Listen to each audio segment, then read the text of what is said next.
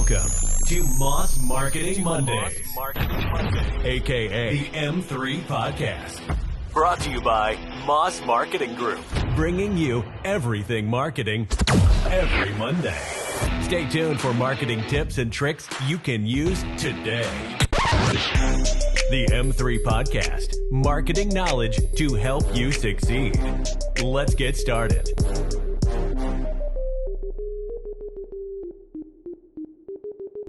You good? I'm good. I was late to the party. I had to hit the button. Welcome back to the M3 Podcast. This week we got Logan, we got Ricky, we got Dalton, all from the MMG crew. And this week we have like two topics we're going to hit. We're going to have 50% of this. It's pretty serious. We actually have a coaching group called Square One Coaching that we do every Wednesday at 10. And we're going to go over a little bit about what our call was today. It was actually a call that we all really enjoyed. So that's going over the man in the mirror, and that being the person that you answer to. And then the second half, we're going to go over failed marketing campaigns and why they kind of botched, and people understanding their audiences and what that message is supposed to look like going to those people. Nationwide campaigns, not our campaigns. Yes. Yeah. Just to clarify. Yep. But Square One coaching call this morning over the man in the mirror. Who wants to start on it?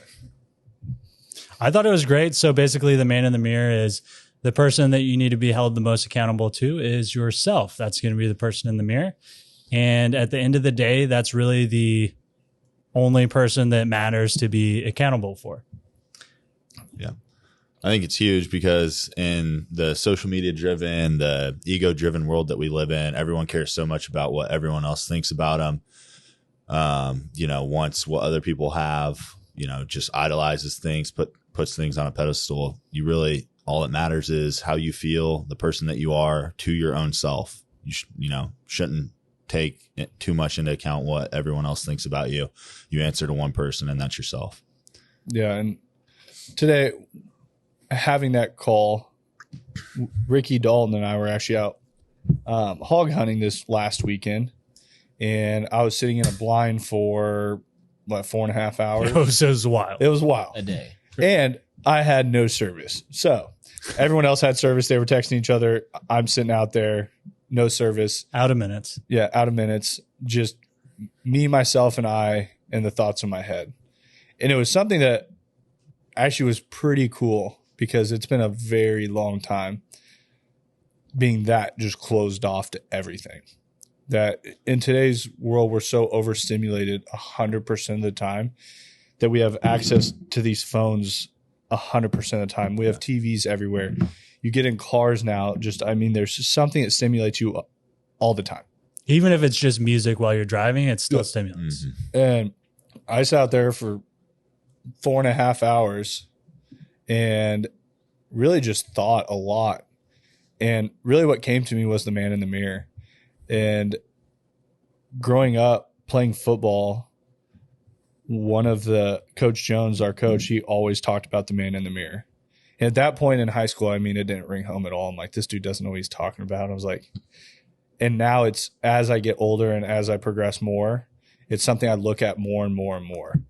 And not from I think so many people, and this was like how we opened up the call, is so many people look at it from a financial state. That they want to judge everything on their whole life from a financial state.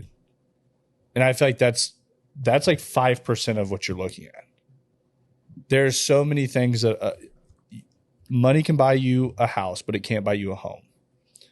Money cannot buy you a great relationship. Money cannot buy you great friendships. Money cannot buy the important things in life. It can't buy you time. So it's like, and so many people focus that much on what that conversation looks like with themselves that you have to have that conversation with yourself in the mirror and be able to take that accountability side. Yeah, I think it starts a lot with being honest with yourself. I think so many people go throughout life lying to themselves and feeding their own ego to make themselves feel better and be comfortable with the life that they live.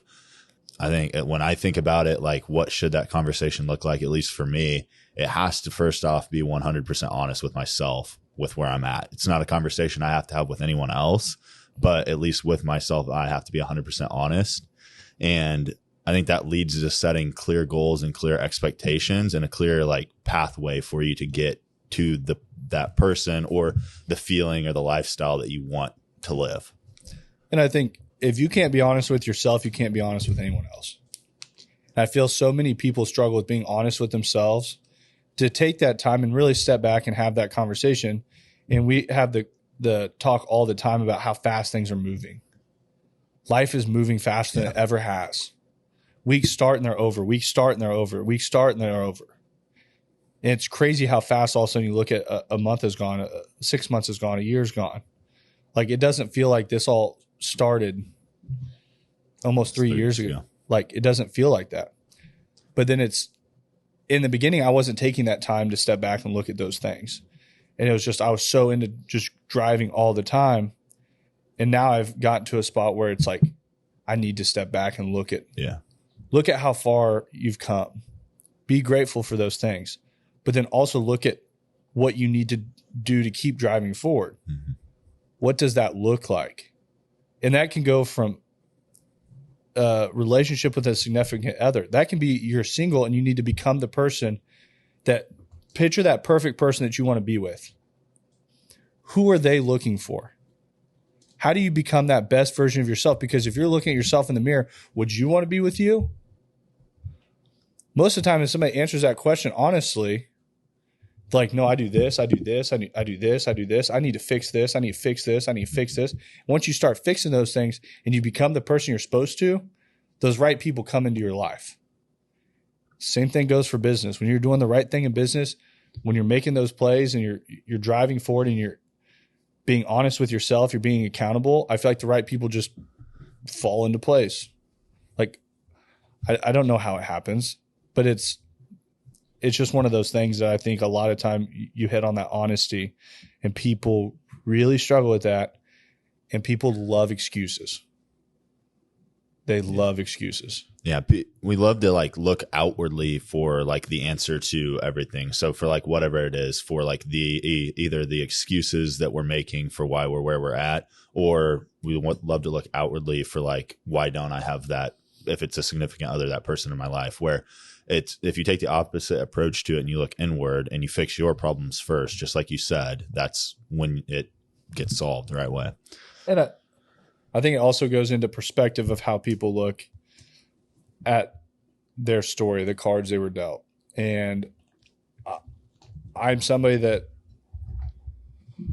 everyone is dealt a different hand in life. Some are good, some are bad. And there's a ton of, I can't say how everyone's grown up or lived or whatever.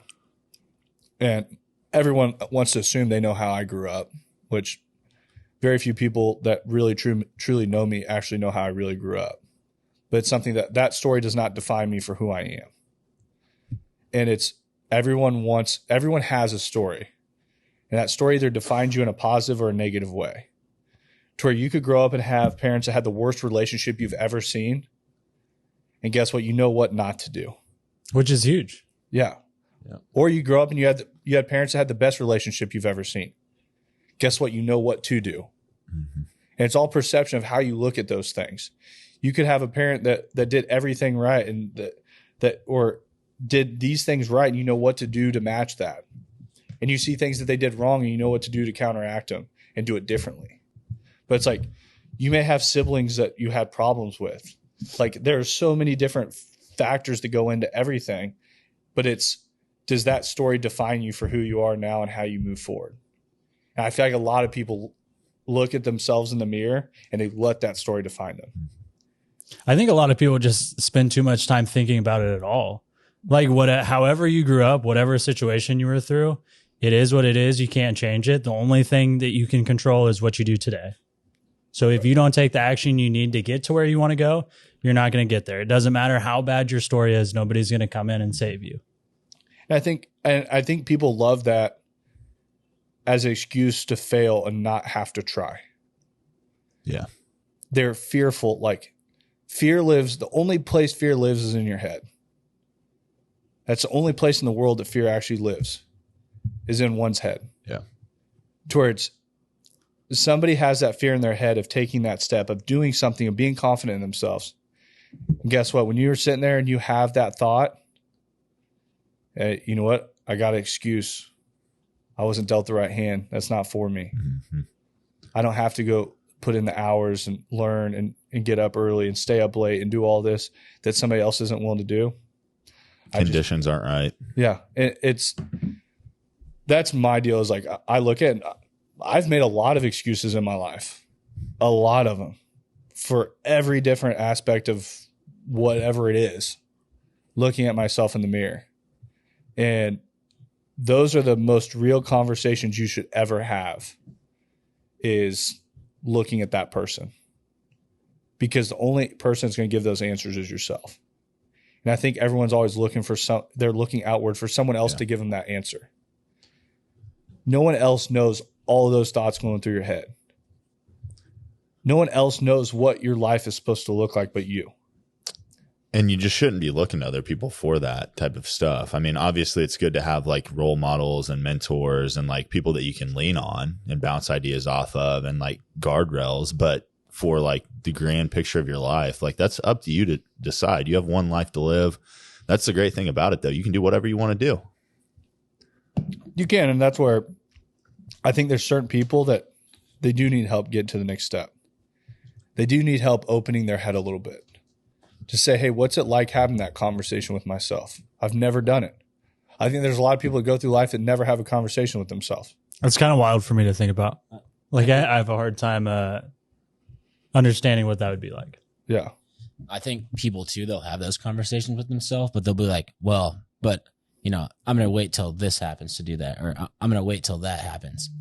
Like, it's always like I'm going to put it like, I know I need to do this, but I'm going to wait until X happens. I think people can just get caught up in that cycle, and eventually it's never the right time. Right. It's like a vicious cycle of doing the same shit over and over and over.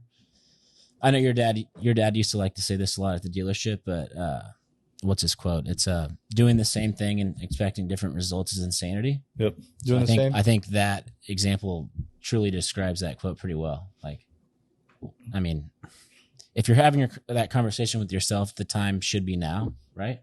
Yeah, and that's the funny thing is, like, you bring that up. I fell off the wagon on doing my cold showers. And I've been telling myself I was going to push it off a week. I was like, you know, I'm going to start. I'm going to start them back up next Monday. Yeah. I'm going to start them back up next Monday. That may be one of the hardest things I have in a day for my head, is standing at that shower door telling myself I'm going to get into a fucking freezing ass cold shower where I can just move the notch a little bit over. Mm-hmm. Like that there is like, it I don't care what it does for you physically. I don't do it for that reason. It is strictly a challenge against myself, saying that I'm strong enough to jump in the shower and control my head over my body because my body doesn't want to do it. And I think weird things like that in life, where you can challenge yourself on different points, that you can overcome something and say, hey, everything about me told me I didn't want to do it, but I did it. So I have these thoughts too. Sometimes I do like that example that you gave, because it's like a instantaneous thing that you can do. Like for myself, those kind of things are generally like physical things, but they also like, it's not something I can do. I don't have the time to do that every day. Mm-hmm. There was an example that Lauren had talked to us about. I'm not going to name any names, but you know, doing a half K, injured. That dude, obviously he pushes extremely past that, but that just kind of reminded me of that example too. Like, just because he was feeling down, or you know, kind of feeling that was down, a half marathon. Did you see that? Yeah, I was blown away by that today. I feel like that's the same concept. He's like, I'm feeling a little fucking down, like a little poor, like feeling sorry for myself. Yeah, so I'm gonna go out and do some crazy shit. But it's like, I feel that is just somebody, that is a you versus you thing. Yeah, you going out to a track at midnight, or he probably went out there. I'm doing the math. He finished at sometime 3 a.m. late night, 4 a.m. early evening probably. Yeah, so he goes out late evening to do this at night, and it's like, that is not going out for anybody to watch you. That's not going out to prove anything to anybody. that is going out, you versus you. How far can I push myself? Yeah, we can go ahead and give him a shout out. I feel like what's his last name? Dylan Smith. Smith. Dude is absolutely yoked, super strong. And I don't even know him, but I got mad respect for the dude. Dude's a stud. I just heard the story today when we were driving back from Yeah. Topeka. Yeah. Lauren told us. So for those people who don't know him, go ahead and tell us. Dylan Smith works at Supplement Superstores. As far as I know, he's been there a while, benches over 500 pounds. I think I just heard the story from Lauren, but I guess he was squatting something like 680 pounds, broke his leg. So he's on crutches, and then he did that was on Monday evening, his post said. Yeah. And then I guess he was feeling down about himself, whatever. So he did a half marathon on the crutches around a track. Took him like 7.5 hours or something. 7.5 hours. So I remember Started at 7 p.m. Yeah. I saw the 3 a.m. watch. I saw the watch like on the post, and I saw the time, and I saw like how long it took. I'm like, that was fucking slow. I'm like reading it. I'm like, okay, what's the hype about this? I was like, and then I click on it. I start reading. I'm like, this dude did it on fucking crutches. I'm like, what? But it's just like things like that you go to war against yourself.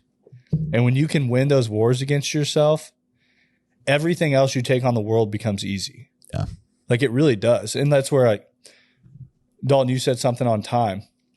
I used to be that person that, always had the excuse of like time. And I'll tell you what, 4:30 in the morning is not fun. But there's time out there. There's time out there that is, you look at, there's another person that I follow online that he gets up at 3:30 each morning.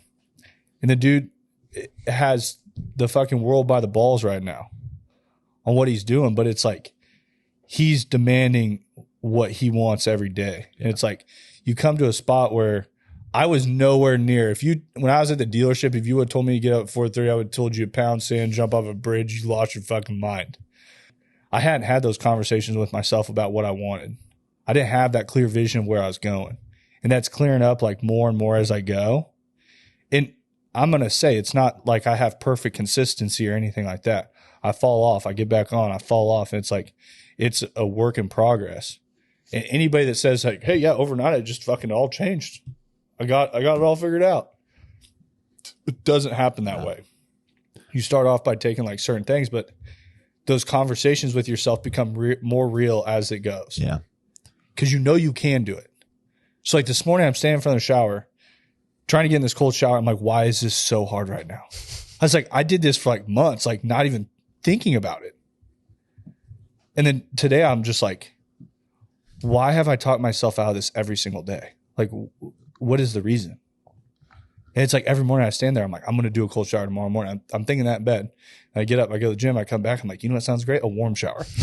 Sounds a lot better than a cold fucking shower. Yeah. And as stupid as it is, when I conquer that today, I was driving to work feeling like I'd taken on the world this morning over that like one little piece. Yeah. It's weird. Set the tone for your whole day. Yeah. And it can be like, just for, people listening, it can be anything. Yeah. Anything that just motivates you. It can be a cold shower. It can be a 5-mile run every morning. It can be, a 2.5 hour workout, whatever floats your boat. I just think it's like the drive and determination and letting yourself know that it can be done. When we were in Tulsa for the golf tournament, I talked to an individual for a while there. I've actually started following a lot of his stuff and listening to a lot of his stuff. His name's Sean. He has cerebral palsy and he's in a wheelchair. And his whole message is find another way. I'm sitting there thinking about me complaining at the end of a half marathon, laying on the ground about how bad my legs hurt. And he never has even had an opportunity to do that in his lifetime. Yeah. So it's like things that we complain about, like I have started looking at it in a completely different aspect. Like I am very thankful I get the opportunity to go work out in the morning. Yeah. I'm lucky. Like I am beyond grateful for that opportunity to be able to do that I have 2 legs to walk on. Like, and you start looking at things like that we're all very fortunate. We're very fortunate that we have our health, to go work out. There's nothing that pisses me off more than people that have an excuse. They're crazy overweight. They have every problem in the book, medical wise, and they're throwing medicine at it, which is just making them worse. And then it's like everything in the world is someone else's fault. You can read those people like a fucking book. And they wonder why they struggle with employment. They wonder why they struggle with everything in life, and their whole life is in shambles. And it's because it's everyone else's fault. When you look at everything as being someone else's fault, life's long and it's fucking hard. Yeah. When you start looking at yourself as like, hey, you are the problem and you are the solution, no matter what it is. Yeah, you can think of like life's on a sliding scale from like chaos to ultimate control. And the longer you continue to blame other people and don't have that honest conversation with yourself, the closer and closer you're getting to chaos. And people don't realize this, and that's why they look up and their life is a wreck. When you put your head down and you do take accountability for what you're doing, you look up and your life's so much better. And you're like, holy shit, that was quick. Or look at how far I've come. And it's one of those things that I talked about it on our call today, that when I left the dealership, it was like the first time I'd ever had that conversation with myself that I was in a terrible place. Like everybody from the outside in thought I had it made. They saw the money, they saw the finances, they saw what most people classify as success. It was the most unhappy spot of my life I'd been in. My relationships with my family, with Madison, I had no friends. Like it was just, everything had went the wrong way. I was 25 years old. I'm like, 25 is not supposed to look like this. I was like, nowhere did I ever envision my life of like being here. And it was like, because I chased all the wrong things. And then I'm sitting in this blind this weekend. And it was like the first time I've looked up to like where we're actually at right now. And I was like, everything that I wished for at that point has came to fruition and is like right where I'm supposed to be. And it's like, this is what I dreamed of having when I was in high school, when I was a kid, when I was in college, when I'd started that job. Like, this is the point that I'd targeted. But it's also, I've kept my head down. I've done those things. I've moved in the right direction. I've pushed myself forward, and it wasn't anyone else's fault. I was going to make the future that I wanted. And there's still a lot more to it, but I'm enjoying the ride while I go. And it is important to lift your head up sometimes and say, hey, look at where we're at. Yeah. And I do think sometimes people get too sucked into the actual drive, that it's important, but sometimes you end up missing out on all the great things that happen along the way. Yeah. That you can't, I don't think you can go redo that and get all that. You can't get that time back. No. So something that Alex Hormozi says that I really like, obviously we all listen to a lot of their stuff, so you probably heard it, but what he does is he looks at what it would be like if he was 85 years old and he somehow got transported right back to this specific moment. And he talks about, oh, I remember when Layla was this young. I remember when we were only doing this. But being able to turn on that gratitude is huge, because at some point we're not going to be podcasting in the garage anymore. We're going to have a big studio. We're going to have all kinds of crazy shit. And we're going to be thinking back like, man, remember when we podcasted in the garage? I think about when we worked in the basement. Or when you guys were upstairs. Like the upstairs wasn't that fun. It was hot. it didn't sound really that great, but the basement was awesome. And just being able to have that realization that at some point you're going to be old, you're not going to move as well, all that stuff, but you're still going to look back at this and be, oh, those were the good days, the good old days. Yeah. You know what I mean? And just like you can look back now about when you were a kid and you didn't have any responsibility and you were running around having fun, whatever.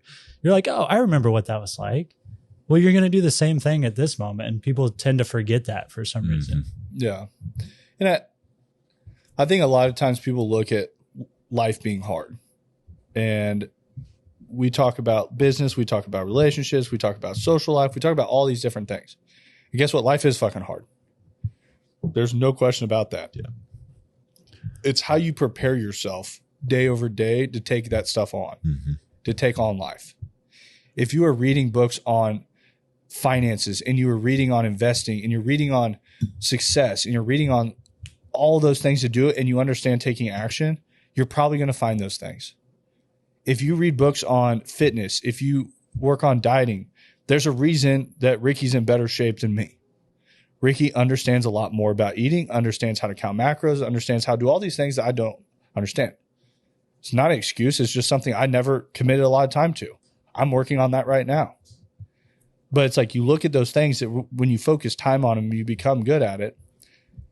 It's funny when Ricky diets, it doesn't even look like he's like, yeah, I've been dieting. I'm like, you can't even tell. Because he's like, yeah, I'm just counting my macros here. He's like doing what he's supposed to be doing, but he's just knowledgeable on it. But it's 10 times easier for him to do it than it is me. It's hard for me because I was never good at it. I haven't practiced it. He's practiced it so much that it makes it easy. Same thing with business. You find if Alex Hormozi came and sat right here next to me to open up a company, the dude's going to fucking blow my doors off. Like he's done it, and he's done it from the very bottom all the way to the top. He understands what all the processes need to be like. He understands scalability differently. He understands that high level. Like he should. So it's like, but then one day I'm going to be at that spot. And I'm going to look at it as like, okay, this is where I'm supposed to be. And it's like you sit there and you position yourself to be at that, but it's also there's like when he talks about looking back, it's you acquire all that knowledge, you acquire all of those things that make life easy. And I think the important thing to remember is that at one point, the dude wasn't a stud. Like he started from maybe not the same spot, but he at least started from much further back than he is now. In his book, like I have a screenshot on my phone that will be something that will be posted, that will be in the beginning of a book when I write it one day. Like it's something I look back at all the time still now about how much of a different position I am in now than I was a year and a half ago.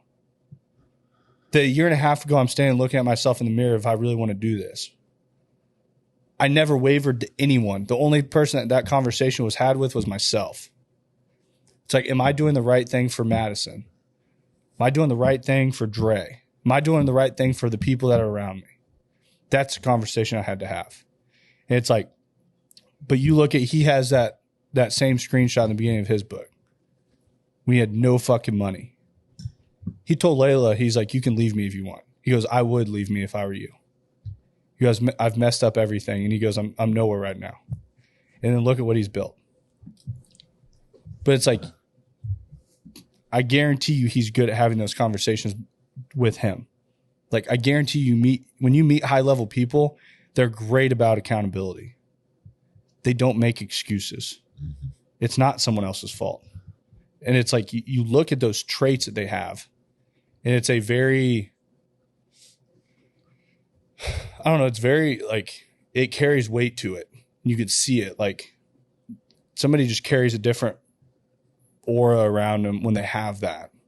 They have a different confidence level. Yeah. They just run differently. Yeah, it's like that unwavering confidence. Mm-hmm. You know, there's no question about it, and everyone knows it.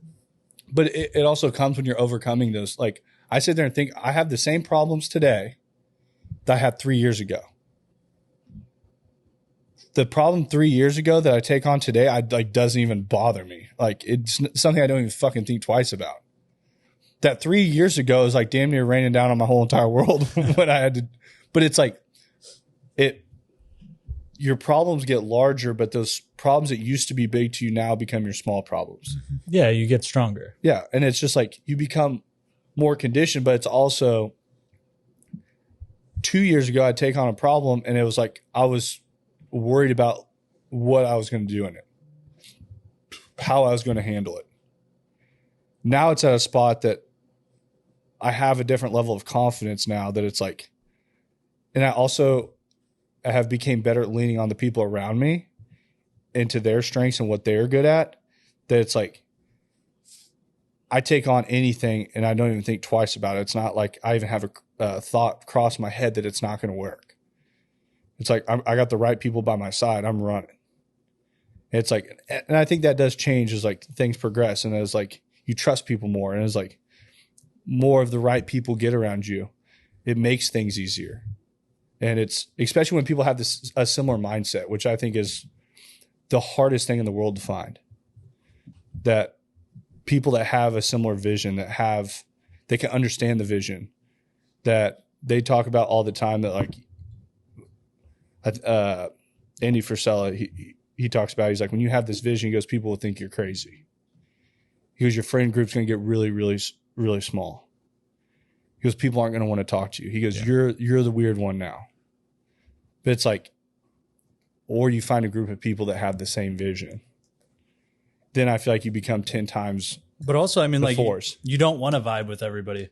If you vibe with everybody and everybody thinks your goals are whatever and they match theirs, then you're probably going to end up like everybody else in the world, which is pretty mediocre. Like that's the definition of it. You're going to run in smaller circles because there's less people that think like you, less people that have the hunger and drive, and less people that are going to do the work. Stay in the rat race. Yep. I think we definitely or at least I do, kind of forget that everyone doesn't think like that. And I think high thinking individuals sometimes do. Like some people are perfectly happy with just like a normal 9-to-5 life. And I'm not saying there's a problem with that. No, not at all. They might have it more figured out than we do, less stress, like whatever. There are days I have thought about that I've had that conversation that I'm like, plenty of those people are very happy. Yeah, exactly. That's exactly what I'm getting at. There's nothing wrong with that. At the end of the day, I mean, like it's whatever. Like I said, you design your life. It's what you're happy with, and for most people, it's like, what type of person am I? Like, what relationship do I have with my family? It's not about all the stuff, all the accolades, like you said in the beginning. Like, money can't buy all of that stuff, or can't buy happiness. It can buy all the stuff, but the happiness doesn't come with it. So I will say, where a lot of times people chase money for material items, what I will say money can buy you and money can't buy you in the same time is time. Mm-hmm. Oh, yeah, In totally. the same sentence. So it's like, it works both ways. You can put in a large amount of time and be very calculated in what you do. And it's almost, I feel done right. It's not like gambling, but it's almost like gambling, where you're going to go and you're going to try to build something big that you can control your time. Yeah. And there are people that have astronomical amounts of money that control their time a lot better than we do. And there's people that have no money, that life can be really hard with no money, and life can be really hard with a lot of money. Yeah. I'd rather it be hard with a lot of money. Same. Like, you're dealing with different problems. You're not dealing with trying to eat. You're not trying to deal with having water. You're not dealing with fucking trying to pay your rent. Like, you're dealing with different problems. So and some people disagree with that, and it's fine. Like, not everyone's going to agree on everything, but I don't think a 9-to-5 is a terrible way to live. Like, if you can live very well within your means, and that's always what you want to do, and you're happy that way, that's all that really matters. Mm-hmm. If you're doing something that you enjoy doing. Yeah. And there's some people that do it and they don't even enjoy doing it, but it gives them a decent, it makes it to where they can take care of their family in a way that maybe their parents weren't able to take care of them. Yeah. Yeah. That there's a lot of different ways that people think about things. And somebody may grow up in a terrible household that they did struggle having food. They did struggle with all these other, having water, having the necessities, and they can get a 9-to-5 that's really steady, that gives them a great steady income that's reliable, that they can support a family. That may be what happiness is to them. And that's 100% okay. But it's like, if you can look at yourself in the mirror and be okay with exactly who you are, I feel like that's the only thing that really matters. Are you the version of yourself that you were supposed to be? I don't know. I think very few people out there can really look at themselves and say, hey, I'm the perfect version I was supposed to be. I've done everything I could to this point to become the best version. And it's like, I know I haven't. No one can say that. Yeah. I feel like that's a tough thing to be able to tell yourself. Like, Yeah. I'm the perfect version of myself. Anybody that's Like, telling themselves that is lying. Yeah. Probably. Yeah. Or, I mean, they could believe it, but I mean, There's confidence, but then there's also insanity. Yeah, those self conversations are. I mean, I know, at least for me, I pick myself apart 100 ways. Yeah. I think most high thinking individuals tend to focus on more of the stuff that they need to work on or do wrong, I feel like most, high functioning individuals are usually their worst critics. Yeah. Oh, totally. Yeah, for sure. I mean, even though they have huge critics, usually, Yeah. they're still worse than their critics. Oh yeah, that's what people can say and criticize or whatever. it's not a fucking match to the person that you talk to in the mirror. Yeah. That person's 10 times worse. Yeah. And it's like when somebody's saying something about the way you look or whatever, it's like, yeah, guess what? I've already told myself that. Yeah. Jump in line. Like, but it's not as in like a negative way. It's as in a way it's like, I know it's something I need to do. Mm-hmm. And but when you see those things and you're okay with accepting them and saying, hey, these are things that need to be worked on, it makes it a lot easier to take those steps to go do it. And I think when people really start understanding that, really start understanding talking to themselves in a critical way, the man in the mirror will save a lot of people.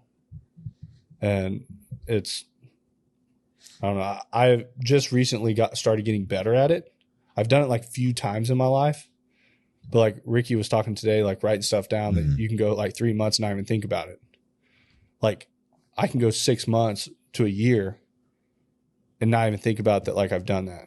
Well, I think you also just need to give yourself the opportunity and the time to reflect like that. Like so many people they get up, they roll out of bed, they go to work. Any single minute where they have downtime, they're scrolling through their phone. And it's not necessarily their fault. I mean, like companies pay a lot of money to make that stuff addicting, and they're really good at it. Yeah. And it's so socially acceptable to just be scrolling through social media all the time that people do that until they go to sleep, and they just never have that quiet time where there is no noise that they even have the chance to think about that. Yeah. I was just going to say the outdoors have been my therapy for a Oh, long totally. time. Like when Dane was sitting in that blind for 4.5 hours, like, Yeah. So everyone starts texting and they would come through to Ricky's phone. So the first night Ricky and I were in a blind together and they would text and it would come through to Ricky's phone. The text would come to my phone 15 minutes later. So it was like, I'm getting the text, but I'm just 15 minutes behind. Yeah. So like a gunshot goes off and then somebody's like, who is that? And there's 13 of us out there. So they're like, who's that? And then Ricky would get it. And then like 15 minutes after the gunshot, I'm like, oh, I know who it is now. I'm like, great. Yeah. But yeah, that definitely got me a little bit. I was like, what the fuck is going on here? Like usually I'm like, this is just sitting here listening to everything. And it's amazing what you hear too when there's nothing going on. And it's just you sitting there. It's amazing the things you actually hear. Yeah. And it's actually pretty cool. The time we went out like 4:30, 5. When we go out, you actually watch like the whole world wake up in front of us. Like nothing's out. It's dead silent. As the sun starts coming down, you start hearing the birds, the rabbits start coming out, like everything starts happening. And once it's pitch black, the pigs finally come out. Then it's go time. No, but I think people need to do more things like that. I think that I was sitting there in that blind thinking about cowboys back in the day. I really was. I'm like, think about how cool it was where they would just get off their horse at a tree and sleep there under the stars. In those circumstances, yes, cool, but they did that shit all the time, so it was probably the opposite. Like they liked little fucking I mean, we just want to do it like once. Like, Yeah, just when we want to. Yeah, not all the time. And when it's nice out, not super hot, not raining, you know, all that stuff. I'm not a big fan of all the bugs, but we had pretty good weather. yeah, It was good. I don't do snakes either. So Yeah, I don't like snakes either. But the way people can do that, like on a daily basis, if they're not going to go out and hunt for 4 or 5 hours, is just set a certain time, whether it's in the morning, evening, your lunch break, whatever. You could use your notes app, but like don't scroll through social media, but just take some time to reflect on how your day is going, where's your life at, and where do you want to go? Because if you don't have those conversations, you're just thinking the same thoughts day over day over day over day. I will say when I try to do it every day, I struggle like getting in kind of a loop of writing like the same shit. Oh, sure. Yeah.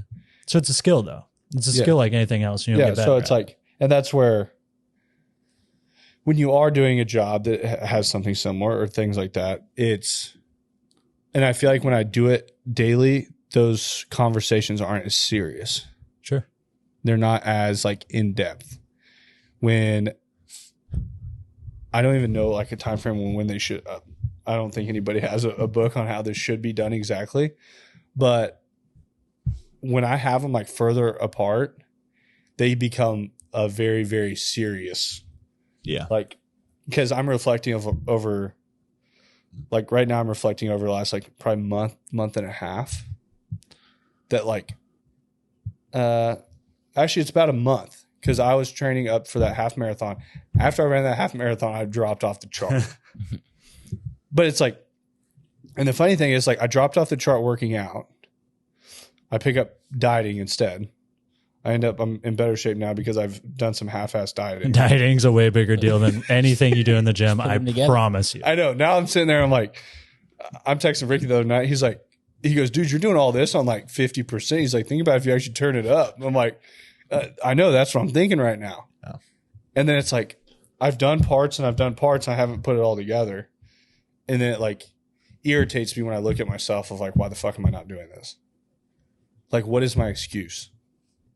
Like, and there's not one. Like, and that's the thing is like, and then when you don't have an excuse and you're looking at yourself, that becomes a hard space of what you're looking at. It's hard for you to reason. Like, so why am I actually not doing this? Yeah. Like, you can't answer that for yourself. Like, you can't tell yourself why. No. It's like, you can't come up with an answer for that. One of the other reasons I like getting up really early is because it's before Madison's up. That's my time. When I go to the gym in the morning, nobody's texting me and messing with me. It's my time. Like, my phone goes off all fucking day long. Like, I literally just clicked on my phone since I've been here. I have 29 notifications. And it's like, that's all day, every day. 4:30 in the morning, people aren't messing with me. There's very few people up out in the world at 4:30 in the morning. Yeah. To where it's like, when you're going out and doing that, I feel like I'm taking a step above at that time. When you're knocking out those things, like you feel like you've taken a win at that point. And it also makes it, my head is so clear at that time. I don't know what it is. Like, my head is more clear in the morning. That's when I build my square one calls. That's when like everything happens is at like 5 to 6. Yeah.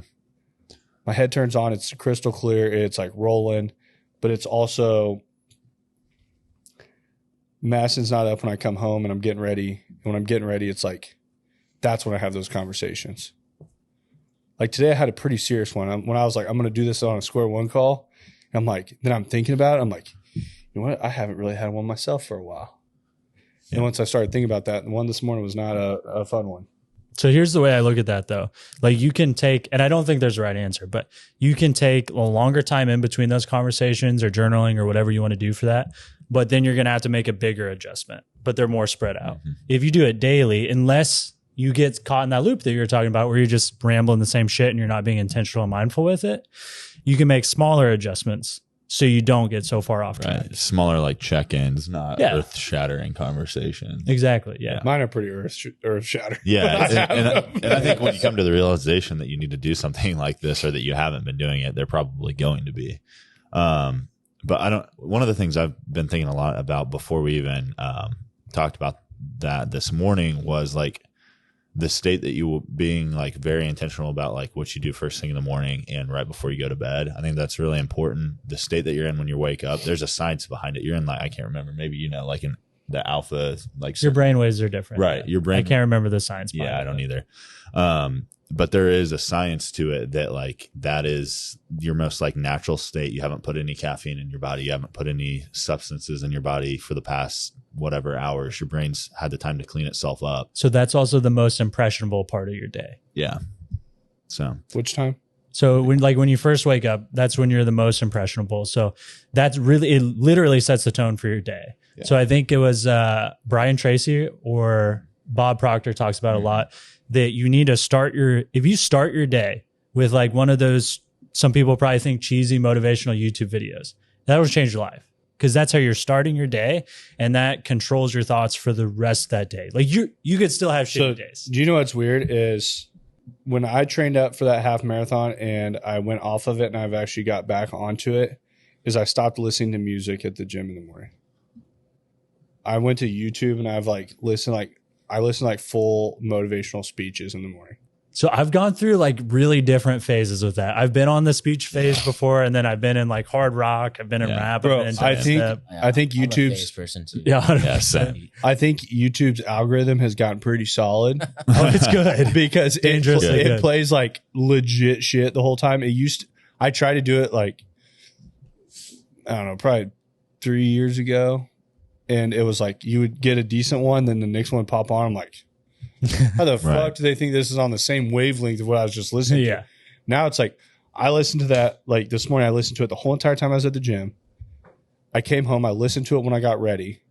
It does set a tone for your day.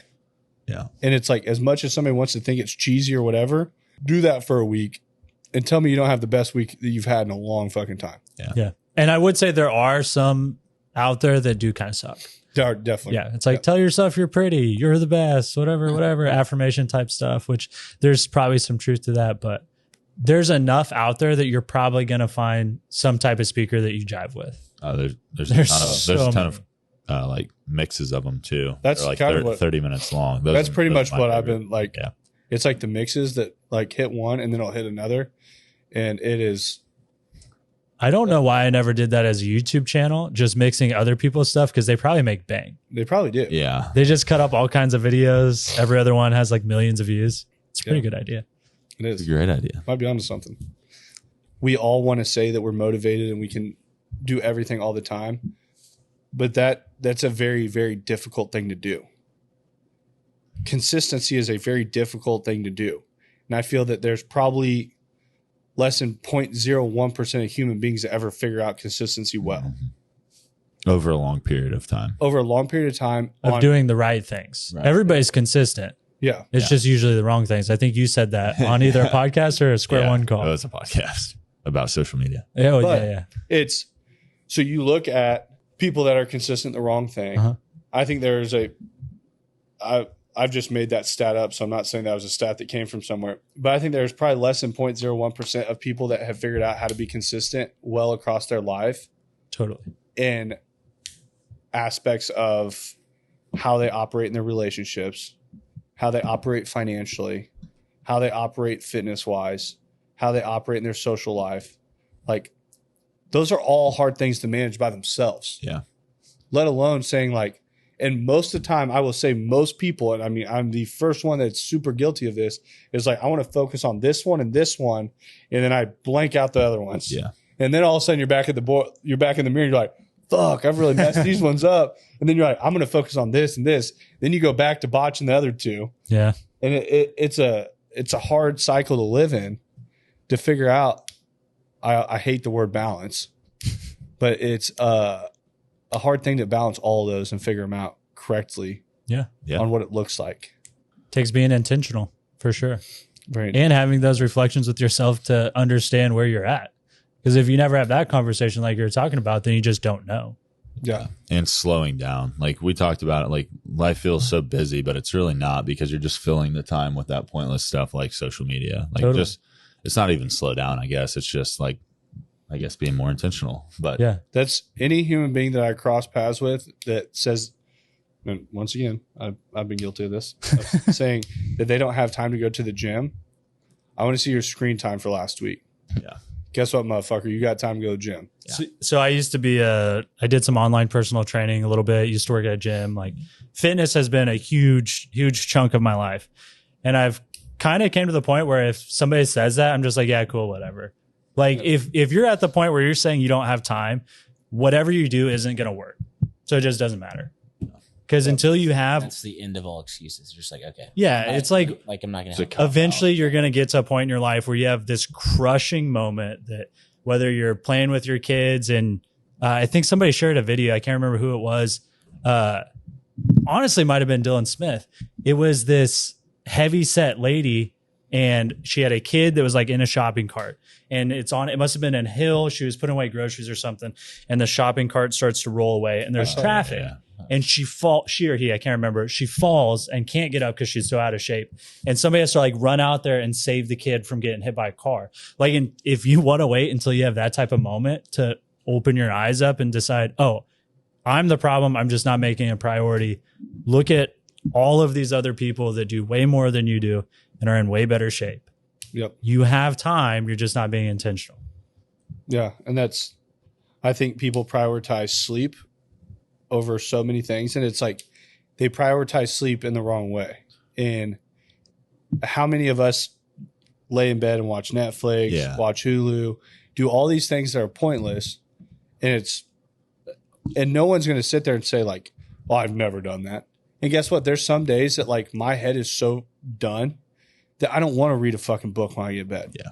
I'm going to watch TV. I'm not saying it's a bad thing. Everyone has an outlet of whatever it is. But it's like, now when I watch TV, though, I'll watch an episode and a half maybe of something. So I'll watch it for maybe an hour and then I go to sleep. It's not like 2:00 in the morning. I come in the office and I'm like, what the fuck's wrong with him?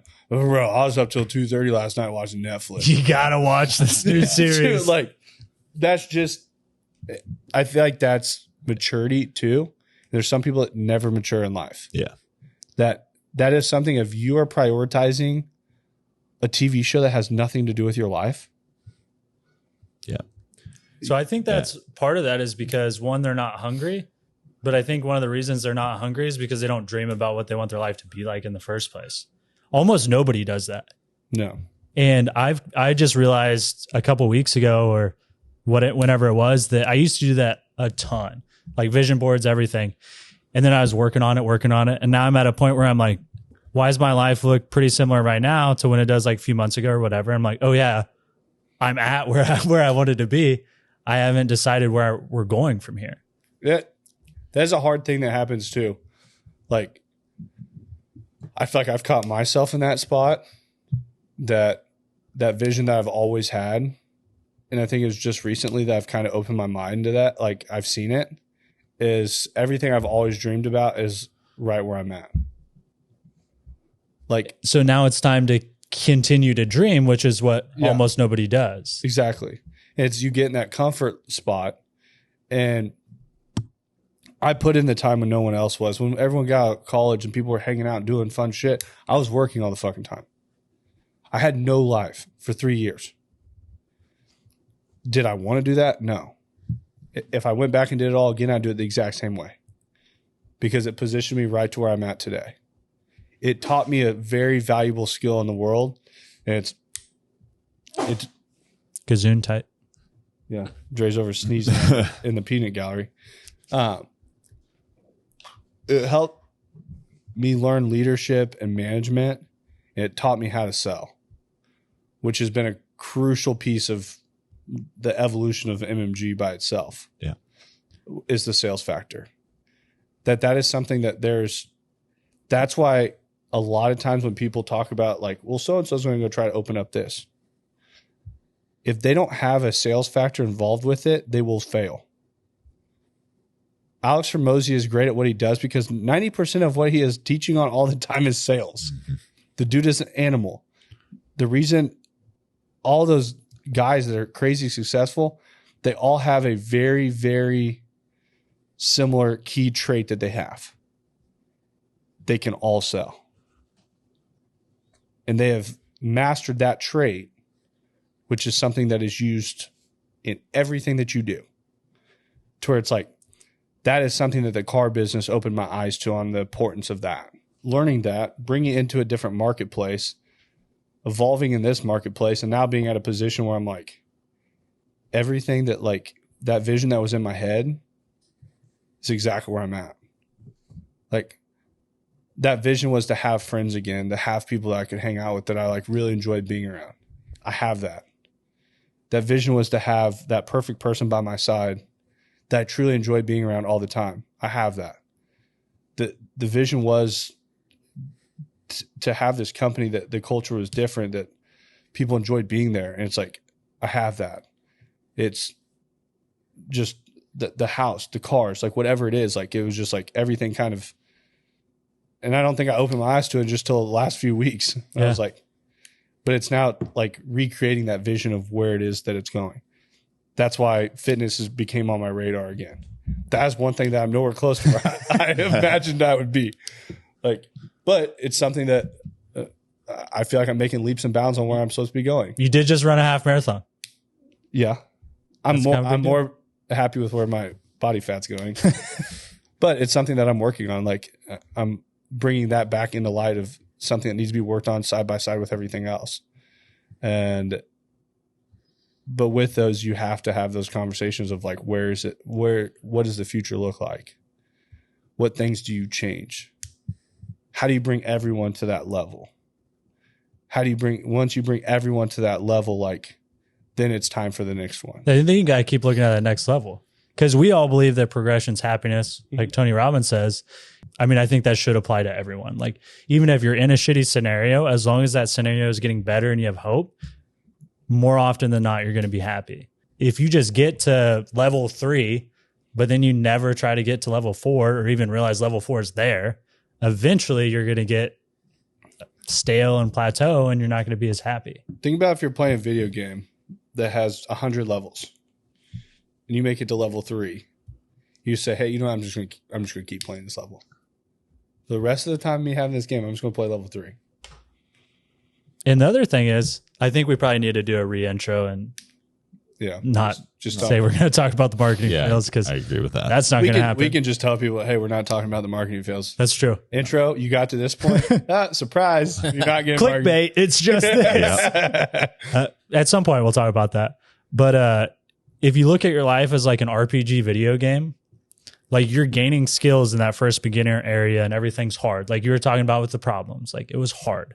Putting your gas in your truck when you were in college was hard. You rode a scooter, and that hurts then. But as you're going through all that, you're building skills, you're getting better, and you're going on to other levels. If you just stay in that first little level and you never build the skills to get to the next level, you're not going to get as much experience, because then that next level is going to be even harder. But then you're going to excel faster, and you keep growing like that. And if you're not going to that next level, then you won't have those pain points to make you grow. That even if it's tough, it's worth going through. Yeah. And that's what we talk about all the time, is living in that uncomfortable state. And I feel like I kind of fell in the rut of the comfort. Even as much as I preach about not falling in the rut of comfort, I kind of have recently. It was something that I was so uncomfortable for so long, getting to where we're at right now. That's the first time it's kind of felt comfortable. Then I'm like, my head's above water, like, take a breath. But now it's like, I'm looking at it as like, we've been having the conversation today about hiring a bunch of people. Like, we have the processes in place. We've went through those things. We've got those skills now. We know what we need to do. So it's like, now how do we ramp it up 10 times more? I'm going right back to that uncomfortable state. But that uncomfortable state is what breeds the next level, is what empires aren't built on easy. They're not. And it's like, they're built on somebody being uncomfortable all the time. Yeah. And when you can be uncomfortable all the time and live in the uncomfortable state, progression becomes something that's a habit. And I think a lot of times people find little progression in different spots of life. But when you build progression as a habit, and then you become to where you're consistently progressive, life's full speed. And then, like you said, those wins, they get bigger and they become faster. Where now we are talking about hiring like 3 to 5 people, like it's not a big deal. I remember when I'm like looking at hiring one person, I'm like, can we do it? Or when you're going to hire Lauren and I at the same time. Yeah, that was like probably one of the most uncomfortable moves I made in Moss Marketing Group. You're like, would have been 25%, 20% increase in like employees. Like, that's a big jump. And it was something that I believed in you guys enough that I didn't even like any person that was looking at my finances as a business person, like, you're an idiot. Like, but then that was towards the beginning. You're in those beginning levels. And now if you hired 5 people, it'd be like, I mean, that's not that big of a deal. Yeah. But it's like, financially, I was nowhere prepped or ready. Yeah. But it's like money was coming in, and most people do it in a lot longer stages where they say, hey, okay, we've hit this profit level, run it for 12 months, get this cushion built up over here. Then we hire people. Yeah. And it was like the second I was getting like close to getting my head above water, I crossed paths with Ricky and Lauren. Yeah. And then it was like, but that's a conversation I had with Madison. I was like, once again, I believe in people way more than any amount of money. And it's like, people are put in your life at a certain time for a reason. And I feel like a lot of times people don't. That's why I'm the first one, like, anybody watching this, if anyone ever feels that they can bring value to the table at our company, I will sit and have a conversation with them, no matter who it is. I've had conversations with a lot of people that I thought were going to go one way, and then by the end of a conversation, they're starting. But there's a reason that paths cross. There's a reason things happen.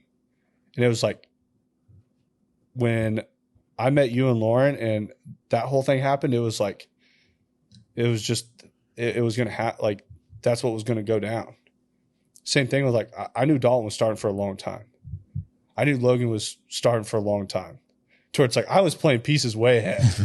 And like in the beginning, I'm like, I'm a fucking business wizard. I'm like, I don't know what people are talking about. This shit's easy. It's so easy. I'm like lining people up like way far out. And I'm having talks with Dalton like months before like he starts. I'm having drinks in here with Logan. We're talking about months before he starts. And then it was all of a sudden I was like at the drawing board. I'm like, fuck. I don't know what to do now. And then it was like, you guys come through, and then it's like, and after that, everything is just like falling in place the way it was supposed to. And I work very hard on when those things do happen that keep my eyes open because they're there for a reason. Mm-hmm. And I don't know. I just have a gut feeling about people. I'm not always right. I'm actually wrong a good amount of times too.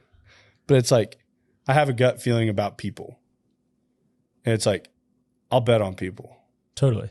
Yeah. And I think business owners are so quick to spend money on so many other things that they need a car, and they'll spend money on a car, that if the right person crossed and I had to get rid of a vehicle or something like that to make ends meet to hire somebody, I would. Like, that is, people are what build companies. Like, and that is just how it works. And when people don't prioritize that, I think that's why you see companies fail.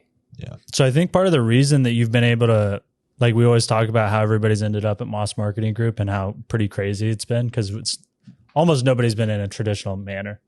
I don't think anybody has. I think the reason you always run into those scenarios is because you have a vision for what you want Moss Marketing Group to be.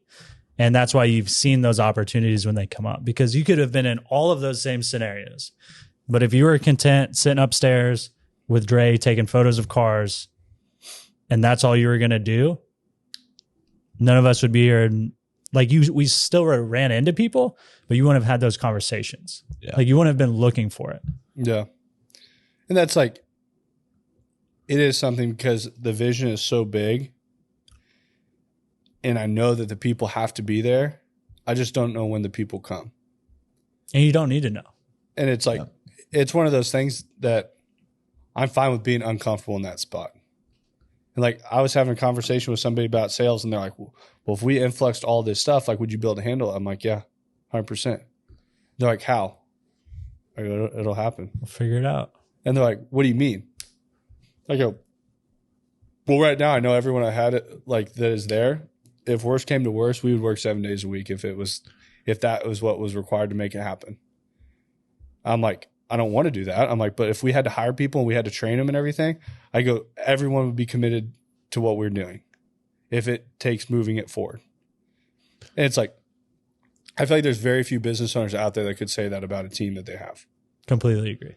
And I think from like a mindset standpoint, like, when you're going at it of an abundance mindset, you're always going to be open to those opportunities. I feel like if like certain business owners or certain people were in those same situations and they were stressed out, or they were trying to keep their head above water, they're going to be so closed off that they're going to miss good opportunities because they're not looking for them.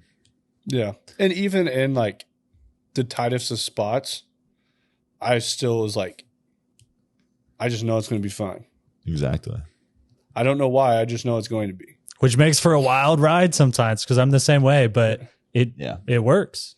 But it's like all of a sudden, like at the worst times, every single time, people just like show up and people are like in that spot. And I'm like, this is what it's supposed to be. But it's like, and I don't even know how to explain it. And the world works in a very magical way. I think it's just, if you have a belief that you can do something and the people around you can do something, you just figure out a way to do it. Mm-hmm. like it may not even be that it just happens. It's because it's going to happen one way because you're going to put your mind to it and figure it out. Yeah.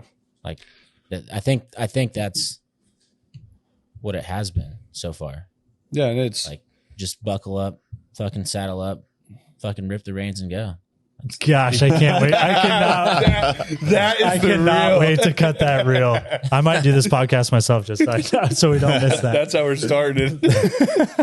I want to cut that piece and put it at the very. We're gonna start making Dalton do a like 4 or 5 second motivational reel. That's gonna be his Instagram. Seriously, I think, in my personal opinion, I think that's what it has been. Yeah, it's not just 100%. luck. It doesn't just happen by magic. I don't believe in coincidences personally. No. Like not at all. No. I think I don't. So I'm a kind of a vibrations, law of attraction guy. So I don't believe in coincidences. Yeah, it's like stuff happens when it's supposed to happen, regardless of what you believe. That's kind of how it works. I agree. Yeah. Yeah. And I think business owners get so tied up in what they do every single day that I could be having a bad day and cross the exact person I'm looking for and botch exactly what was supposed to be the next person that was supposed to be there. And it's like, so that's every single day. Like I have that mentality that I'm going to cross like the next person that's joining us, that I'm going to cross the next account that we're taking on. That's like anywhere we go. It's just something that is like conversation. I don't know why, but it's just like I get up in the morning and I feel like I'm going to meet somebody that I was supposed to meet. It's that same mindset that like Kobe had and talked about before basketball games. Like, I'm not going to slack. I'm not going to take one night off. I'm not just going to take my allotted game off because I'm a veteran. What if that's that one kid's opportunity to come see me play? I'm going to make sure that it's the best damn performance they've ever seen. And that transfers over into our lives. And what if we meet a person and it's the only impression they're ever going to get of us? Then that's what they're going to know us by. That's what they're going to think about us. Yeah. I think of that as like, when I say that I don't like, I've gotten comfortable, but it's like the big vision of what Moss Marketing Group is something that is so clear in my head that if I was a better drawer, I could put it on paper and it would be the coolest thing you've ever seen. But it's like the roadmap to get there is very clear to me. It's never been like a blurry path. It's something I know it's not an easy path, but it's not a blurry path. Like I know where we're going. I know what the vision's supposed to look like. I know what this is supposed to be, but it's like what makes that vision work is the culture around it. Yeah. To where it's like, I think about this huge infrastructure, this empire of a marketing company that was built that gives people the coolest place ever to work. And it's a whole different culture level. At that point, we can have anybody that we want.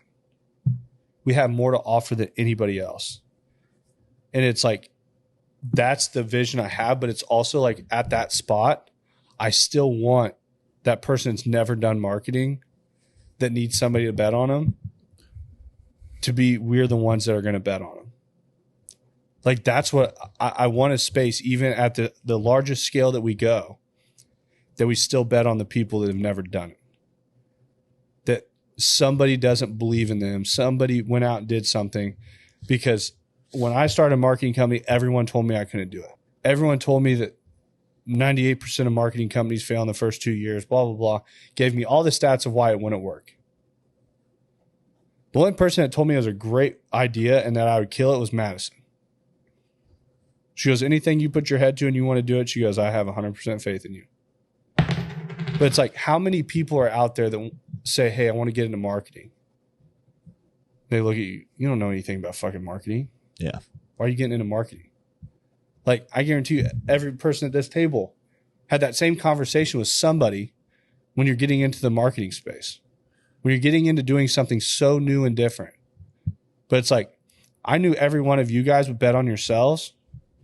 So guess what? I'll sit there right at the table side by side with you and I'll bet on you. Yeah. Well, it's the exact same thing that we talked about earlier with people being honest with themselves. They don't want to support you, or they don't want to see you succeed in something like that, because it just shows them that they're not doing it and they're not chasing after their crazy goals or their crazy ideas. Yeah. And it's something that vision is to give others opportunities that people dream of, and to put others in a position that they never imagined that they could be in. Yeah. That you don't have to go to college in today's world to be great at something. You don't have to be the smartest person in school to go out and be great at something. If you have a work ethic and you want to find something that you like doing, and you put everything you have into being really good at that, you can go out and be great at stuff.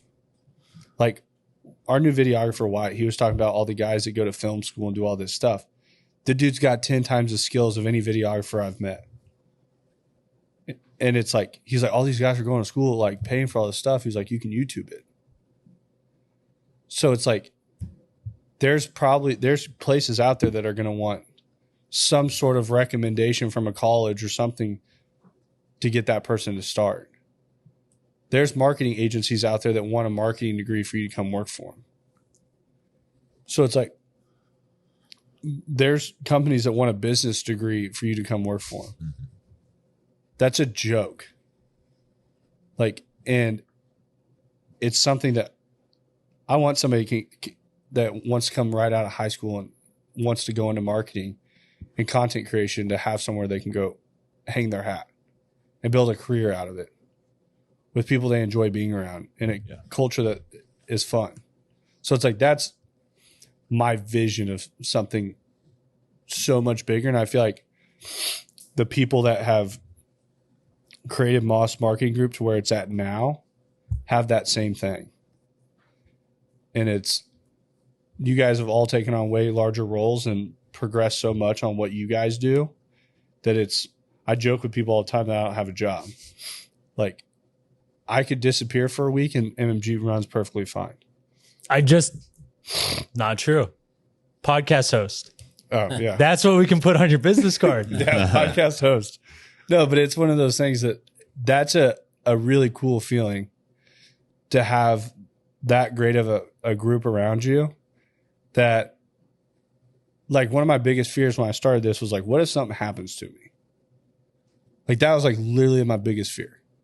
I was like, if something happens to me, I get in a car wreck, I go to the hospital, something like that, and just overnight I'm not there. What happens to everyone that's involved in this? Like, I was the key factor that like operated everything for a long time. And now I look at it as like, that's not something that I fear anymore. Like, I fear stupid. That's the stupid kind of shit that I fear. It has nothing to do with me ever. It's just like what happens to the people around me that like have put their faith in me. Now it's like, I look at it as like, something happens to me tomorrow and I'm gone. You guys run and operate MMG 100%. It keeps driving forward. I'm not the driving force anymore. So I feel like that's pretty cool when you can step back and look at something like that. An important side note that I want to hit real quick is that we spend a lot of time telling business owners that they need to stop working in their business, just being a cog in the machine, and they need to take the time to work on their business. And that's the only way they're going to scale. Totally applies to your life as well. Because a lot of people that listen aren't business owners, right? If you're just living your life and you don't take the time to step away, and that's hard because you're the only one that can live your life, obviously. But if you don't take that time to step away and decide what direction's my life headed right now, what do I want out of my life? What are all these different components, health, fitness, finances, family, all that stuff? If you don't take this time to look at where you're at and where you want to be and find that discrepancy and figure out what you need to change, then you're just going to keep going on like almost everybody else does day to day, ending up in the exact same position. Just like if you're a business owner and you're stuck in your business, it's never going to scale past what you're doing, most likely right now. Maybe it gets like 10% better if you come up with some new way to make things efficient. If you don't start looking from the outside in, you're not going to build that empire like you're talking about. No, go for it. It's hard to do it in your life though, because we're such emotional like humans, I guess. Yeah, it's annoying. You have to take the emotion out of it, Yes. which is one of the hardest things to do. doing that in personal life and doing it in business, I will say doing that in business is one of the hardest things I've ever had to do in my life. That like, I want to be a content creator like so bad, like so bad. And I feel like, like it is, yeah, it's something I've really struggled with letting that go. Like it's something I want to do it. I feel like I have the vision in my head of what it's supposed to look like. I'm just not the one to execute it.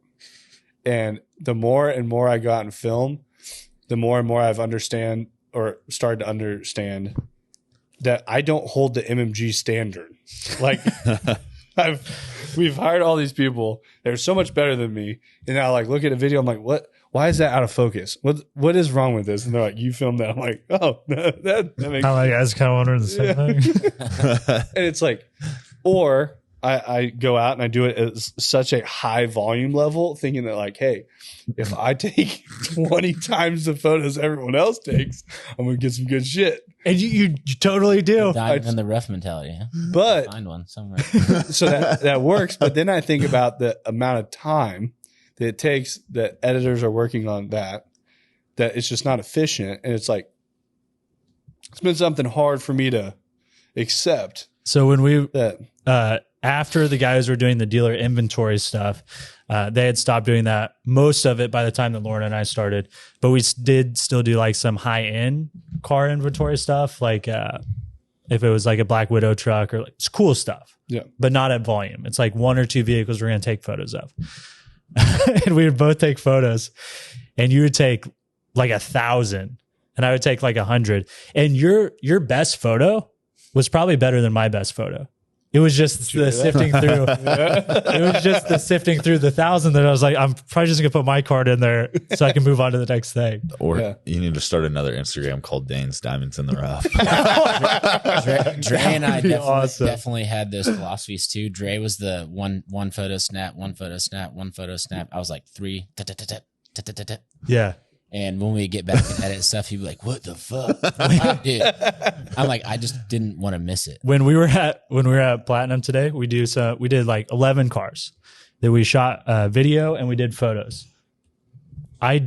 Except for the interior through the window looking at the steering wheel shot, I don't think I repeat a single shot. I take it one time. The only reason I do the through the window is because my camera like sometimes focuses on the dash instead of the steering wheel. I do about every shot like at least 6 times. So can I be truthful about something? Absolutely. If I was on the camera, we'd still be there. Probably. Same. Dawn, we gotta go. It's dark. It's dark. You There's can't a really get tornado. it's like really dark. No, but it's one of those things that you look at efficiency of like actually like when Parker started. Parker like starts off taking photos. I'm like, bro, you took 8. It's like, are you sure you got it? And then I'm like, you sure you good? You sure you positive? And then I have my camera. I'm like, Just in case. just in case. It's like insurance. Yeah, we got an extra 400 over here in case you need one of Dane's Diamonds in the Rough. Dane's Diamonds in the Rough. And then he was like, You should start that page. Logan just has a I'm gonna full. beat Dane to it. Yeah. And so it was just like one of those things that it's a completely different way, but that's what took us so long when we started. That I used to film one car and I have 45 minutes of film. And I would send it to Jaime in Texas when he was helping me edit in Texas. And he turned out great videos, but it was like, there's good film in there. You just had to go find it. And I pretty much, when I went out to start filming, I clicked record and I left it on record until I was done. Yeah. And We all did. he was like, bro, why do you film so much? We're trying to get like less than a 30-second video. I'm like, bro, there's a lot of good shit in there. And now I look back at it, I'm like, I can't believe we put that shit out. But you start looking at things that if you're growing a business and you're growing it correctly, there's going to be things that you don't hold your own standard to. Yeah. Yeah. And you're also going to look back and laugh at. Yeah. They're like, I watched Dalton, Lauren, and Logan work on social and zip through there. And the other day we were doing something on ads or something. They pulled up. I'm like, when the fuck did they change business manager? I'm like, yeah, I don't know how to get through here, but Haven't seen this in a while. I know what the idea is that I want to do, Yeah. but it's like, they're in that. They live in it every day. They're good at it. They're the professionals. And it's like, I would just end up wasting time if I can work on the idea side of it. He looks like Toro. I think Dre just cut us off. Do what? We got to get a picture of this. He's like sleeping on the couch with his head on a pillow. Yeah, can you put Oh, you hit the pillow. Oh, come on, dude. We have plenty of pictures of Dre sleeping on the couch. From Dre, Tulsa. you can either get that picture or Ricky can plug the one of you in Tulsa. That's illegal. Like when you, It is blackmail, 100%. We support blackmail. or the mummy picture. The mummy photo? Yeah. Tag the mummy photo, right? Oh, totally. Right now, I'm just working on my reel, though. We're finishing up the reel. We'll tidy up the podcast here. This was a square one call that I really enjoyed this morning going over. I feel like we kind of got all over on it, but the man in the mirror, it's you versus you every day. And anybody that ever comes into the MMG office and you sit up near my desk, or you come, I don't think you'll sit at my desk, but if you're sitting on the other side of my desk, there's a whiteboard underneath my computer, and it says you versus you. And the only person I compete against every day is myself. And be the best version of yourself that you can be every single day, 365 days a year, and do it when people aren't looking. And if you do that, I promise you your life will change drastically for the better. In every aspect. And if you liked what we talked about, enjoyed this podcast, then reach out to one of us, send us a message. We'd be happy to talk about Square One. We talk about stuff like this every week on Wednesday, and you get to share your, successes, struggles, whatever you want to talk about. It's a good group. It is. Any final thoughts, Ricky, Dalton? No? good. Be intentional with your time. Yeah. And take a look at your life from the outside in if you can. Cool. That is it. Thank you for joining us here on the M3 podcast. We're going to key Dre. Wait. I got one more thing, Dre. Hold on. Thanks for listening to the M3 Podcast. Be sure to subscribe so you don't miss the next episode. Want to learn more? Check us out on Instagram at Moss Marketing Group, on Facebook at Moss Marketing 58, or on our website at mossmarketinggroup.com.